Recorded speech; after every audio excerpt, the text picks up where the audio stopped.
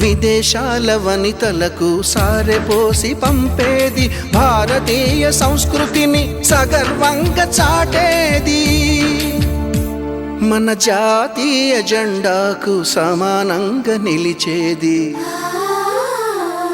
చీరలోని గొప్పతనం తెలుసుకో,